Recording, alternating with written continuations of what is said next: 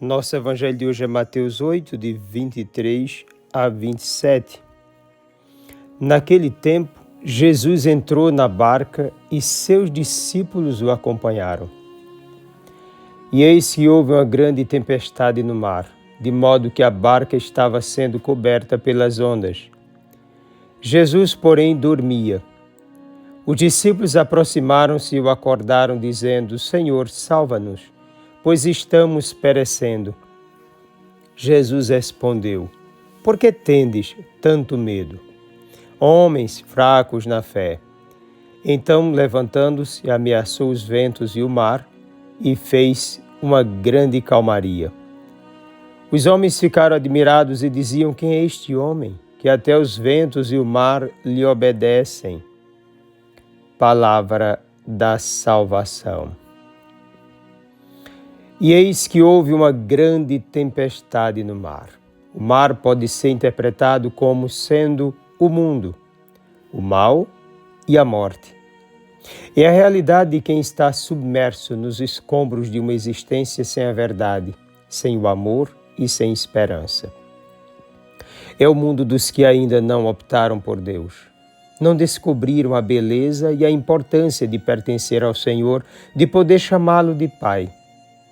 Nesse mundo, quem manda é o egoísmo, o individualismo, a superstição, o superficial, a ilusão do ter e do prazer a qualquer custo, o desejo de posse de tudo e do outro semelhante, a idolatria de si mesmo, a ansiedade, a lógica da dominação, a guerra, a fome, as pestes e a morte.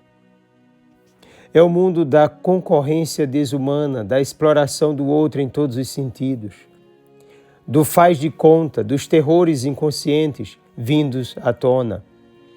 No meio desse mundo, que eu chamo de imundo, existe uma barca, aparentemente perdida, solitária, à mercê das tempestades, sendo sacudida por todos os lados. Essa barca é a Igreja de Jesus Cristo. Ela passa pelo mundo e por todos os mundos que nós podemos entender. Essa barca deve ser para o mundo o legítimo instrumento da verdade, do amor e da esperança, da vida e da dignidade humana. Ela tem outro tipo de lógica, outra forma de encarar a realidade planetária, uma outra forma de agir com o ser humano. Ela tem horizonte, tem rumo e oferece a segurança da qual o mundo não dispõe.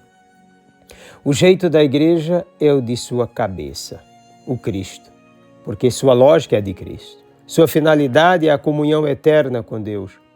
Seu modo de ação é fundamentado no amor e na verdade. Sua maior alegria é servir à semelhança do seu esposo. A lógica da Igreja desafia o mundo. Jesus, porém, dormia. Deus parece muitas vezes deixar o homem caminhar sozinho, a fim de que ele perceba suas limitações e suas necessidades.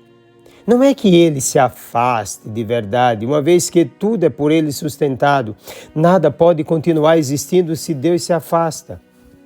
O sono de Jesus permite aos seus discípulos a grande oportunidade de confiar mais e mais no seu Senhor, de ver que, com as suas próprias forças, não dá para conduzir a barca, que a caminhada no mundo necessita da graça divina, da proteção de Deus, de sua presença salvadora.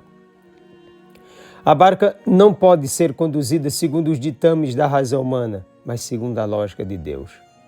Enquanto o homem confiar em si mesmo, não alcançará jamais o plano de Deus para ele.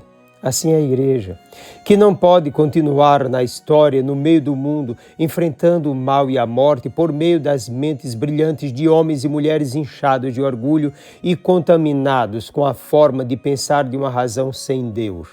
Dormindo enquanto a barca é sacudida pode significar também uma lição para toda a Igreja de que, apesar dos atropelos e desafios de todos os dias, ela precisa se manter de pé, confiante na palavra de Deus e totalmente voltada para a sua cabeça.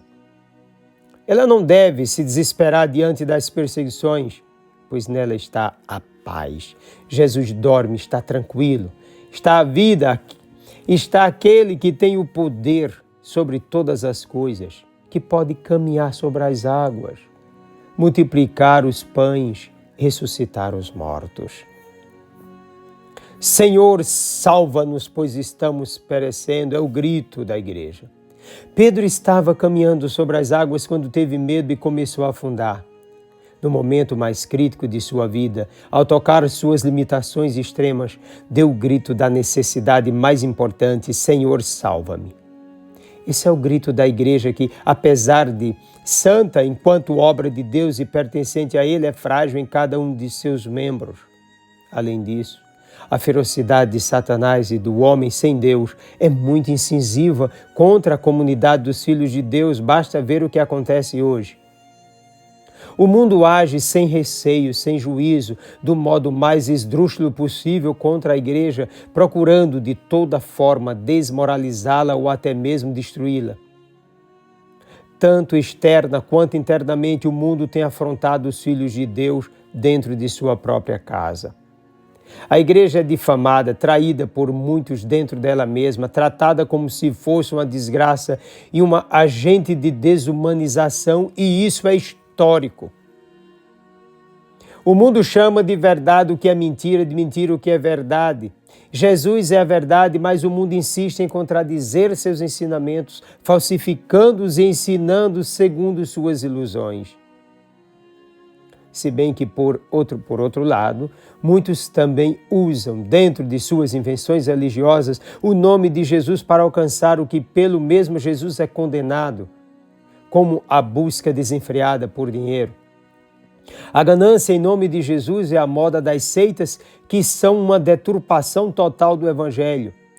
O mundo, em sua realidade pagã e religiosa deturpada, lança contra a igreja tudo aquilo que o caracteriza, a fim de que ele seja amado e a igreja sofra sempre mais a indiferença de todos que necessitam da salvação de Deus. Daí brota o grito dos discípulos: Senhor, salva-nos. Há uma sombra desumana pairando sobre a humanidade. Precisamos ter cuidado. Por que tendes tanto medo, homens fracos na fé? Na pergunta já se encontra a resposta: fraqueza na fé. Jesus pede apenas uma coisa: o dom da fé. Não qualquer forma de expressão fiducial, mas a fé como adesão total, uma adesão pessoal, total, a Ele e a sua obra. O discípulo deve ser, antes de tudo, um homem de fé. Certamente também o homem ou a mulher do amor e da verdade, da esperança e da vida. A fé dará sentido ao porquê se deve amar, que por sua vez alimentará o conhecimento da verdade, que dará força na caminhada esperançosa de vida eterna. A fé permite ao discípulo, de mesmo sofrendo, não temer os que matam o corpo, os que querem somente permanecer nas trevas, porque a única coisa que sabem fazer é viver nas dependências psicológicas adquiridas, no fosso onde são acorrentados por toda sorte de vícios. O discípulo e a discípula devem ser sinais de esperança e de transformação verdadeira para o mundo, para todos os que estão acorrentados em suas misérias. Os discípulos devem ser o aconchego da salvação, o lugar do encontro com Cristo. Eles devem mostrar ao mundo que creem não em qualquer coisa ou qualquer um, mas em Jesus Cristo, Deus bendito e Salvador, levando o mundo, num primeiro momento, a se perguntar: quem são estes homens e mulheres que nada pode interromper tamanho amor e dedicação para o nosso único bem? Na vida de cada um deve haver o testemunho autêntico, uma resposta clara sobre quem é Jesus. E você é chamada a isso. Desça sobre ti a bênção do Deus Todo-Poderoso, Pai, Filho e Espírito Santo. Um forte e carinhoso abraço.